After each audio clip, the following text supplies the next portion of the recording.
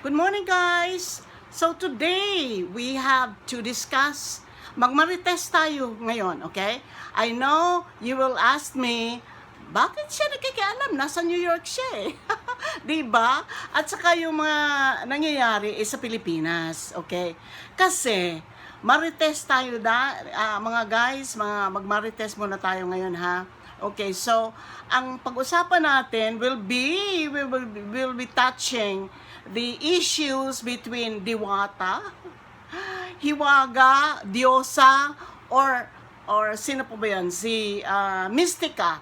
Okay, ano ba yung mga vloggers dyan sa Pilipinas na masyadong busy? Makikita mo, ang daming tao sa mga pares nila, no? So, i-discuss natin yon kasi marami mga issues na which is being tackled sa platforms ng mga vloggers. Okay? So, marites tayo ngayon dahil makikialam tayo, ha? Makialam tayo. So, ang pag-usapan natin ay ano bang nangyayari dito sa mga Paris overload na to, na meron pang nakisawsaw na iba, yung nandun pa yung mga Rosemar, nandun pa yung mga vloggers na nagbabash kay Diwata or something. Okay, so pag-usapan natin ito. Makialam tayo, okay? Kasi kami dito sa States, walang nangyayari na gano'n, na mga pagkain na pinupuntahan, na ang daming mga tao na kumakain, naglilinya para gano'n. Hindi ko alam, bihirang mangyari yun dito eh, okay? So, talking about what's really happening in the Philippines in terms of mga pagkain na ganyan, okay? I'm so happy to see na yung mga tao, they are supporting the businesses of some of the Filipinos dyan. Diwata, Hiwaga, Diyosa, or whatever it is. So, marami mga vloggers na who are bashing Diwata, who is supporting Hiwaga, at saka mga ganon. So, ito, nakikialam tayo kasi bisdak tayo bisdak sa Philippine Agenda ito eh. So, Philippine Agenda, we'll talk about Philippine Agenda, okay? So, it's just very amazing and interesting to see na ang mga vloggers are really parang dalawang aspect dalawang issues na nangyayari diyan. Ang iba nagbabash, ang iba supportive, ganon. So ngayon, i-discuss natin ang issue ni Diwata. Okay? Si Diwata came into the platform of the vloggers at saka sa platform sa social media dahil sa pagkain niya na Paris overload na masyadong mura, no, na talagang kayang-kayang bayaran ng ordinary Filipino. At saka maski hindi lang ordinary, maski yung iba. So ang ano dito is it's so amazing na sinusuportahan siya ng mga tao, no? Maski may mga nagbash pa, the more binabash siya, the more mga tao, ng mga vloggers or ordinary tao na gustong pumunta sa kanya, talagang naglilinya, you know? So the problem with this issue na ngayon is because dahil siguro sa kabisi ni Diwata, dahil sa marami na siyang ginagawa, marami ng so siguro tao lang din siya tao na siguro na overwhelmed siya dyan sa business niya na hindi niya akalain na ganun kadami ang mga tao na magsusuporta. Okay? The problem with Diwata is very upfront siya parang whatever I feel, I will show it to the world. Parang gano'n na kung anong problema ko sa inyo, malalaman nyo. Parang very, very very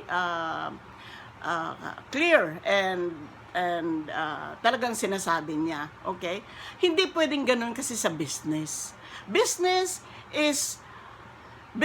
is really whatever you feel, hindi mo yun ipapakita sa mga clients mo o customers mo okay? Because you have to understand na itong mga taong ito ang nagsusuporta sa'yo, kaya gumagana yung business mo dahil sa mga taong ito. You always have to put it in mind na kaya ka nag-business, kaya gusto mo, kasi hindi lahat ng business person, business people or entity, ganun ka successful.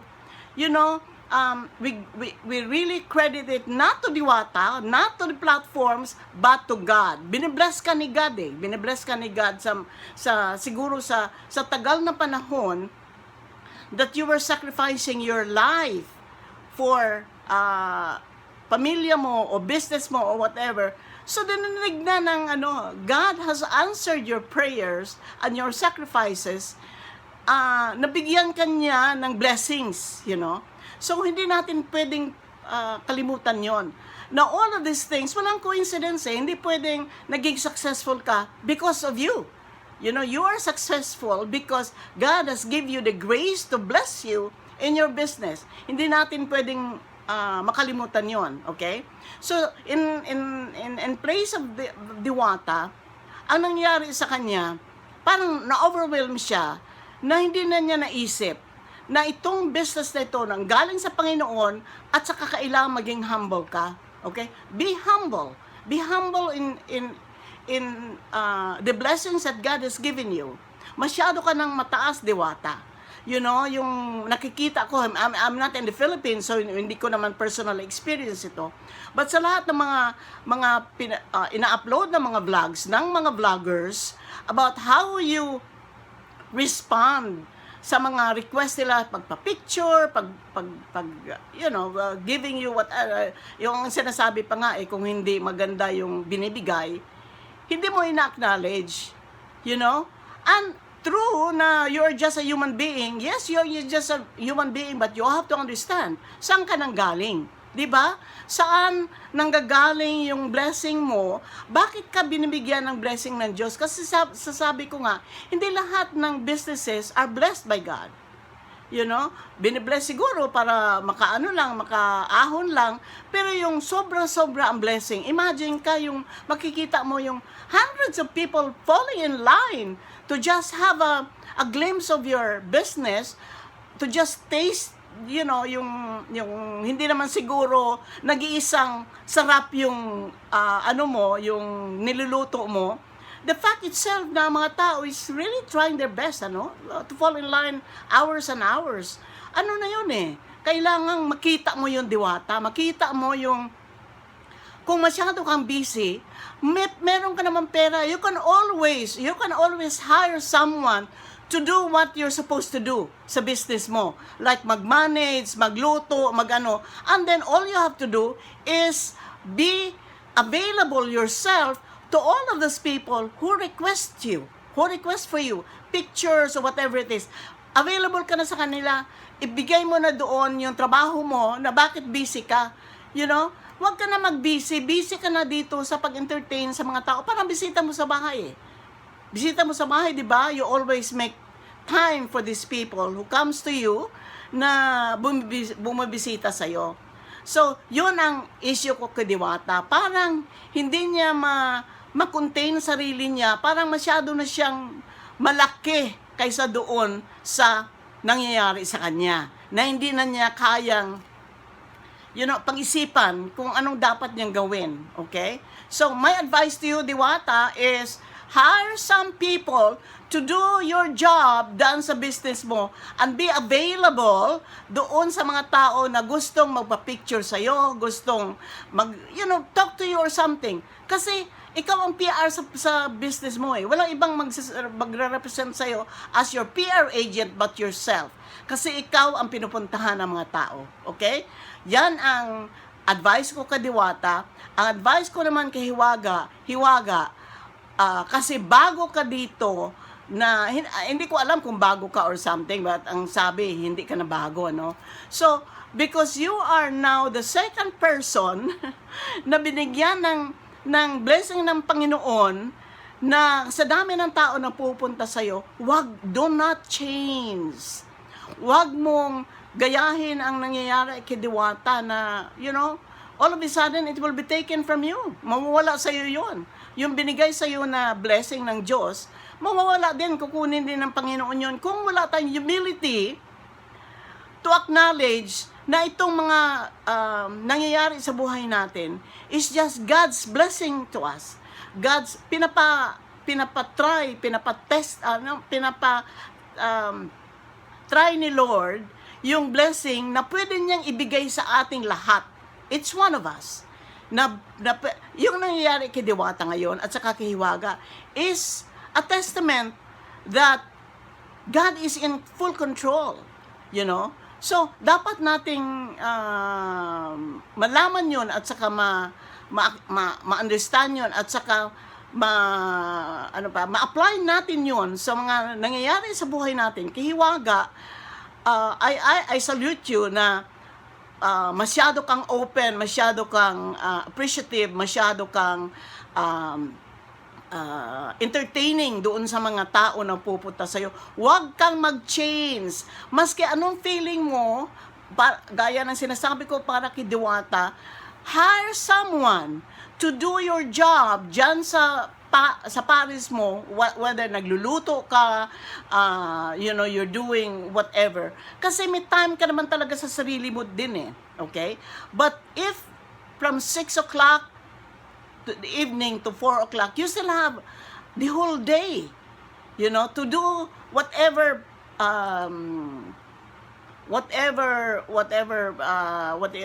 yung mga documentation or mga paperworks na pwede mong gawin sa business mo, pwede mo gawin yon. Mag-rest ka after 4 o'clock, you let your people clean your place and prepare it for the following day.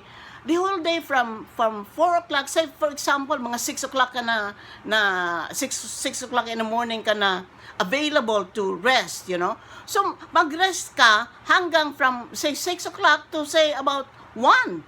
Pagkatapos ng 1 o'clock, kasi mga bata pa kayo eh. So, you have all the energy to really, spend your time, like, 5 hours of sleep. So, 6, 7, 8, 6, 7, 8, 9, 10, 11, 12, 1 o'clock. So that's like 7 hours of sleep. And that's more than enough for a young person to sleep. So for example, maski 6 hours lang ang sleep mo. All the rest from say 1 o'clock in the afternoon to 4 o'clock, you can do your paperwork, you can do your phone calls, you can do everything that you need to do para suportahan ang business mo. But at the time na open na ang business mo, you have to hire someone to do your job, like as a cook or as a whatever, cleaning or something, and ikaw ang PR ng business mo. So be available to all of the people who comes to your business, magpa-picture sa'yo, makipag-usap sa'yo, bibigyan ka ng gift or something. That is what my advice to both of you. Okay? At saka, alam ko si Mystica is totoo lang din yung mga sinasabi ni Mystica eh. Kasi nakikita ko rin eh. Nakikita ko din sa mga uploaded platforms na ganyan ang nangyayari. Bang isnabera na si Diwata, siguro napagod na siya or something, You cannot be tired. Kasi gusto mong umangat ang buhay mo. Anytime it can be taken from you. Anytime mawawala sa'yo yon, okay? But as long as you are still supported by people, you need to like really put it in your mind. Firstly, humility. Secondly, appreciate the gift that God has given you and acknowledge God in all these things. Acknowledge God in all these things. Huwag makalimutan ng Diyos na nagbigay sa iyo ng blessings, ng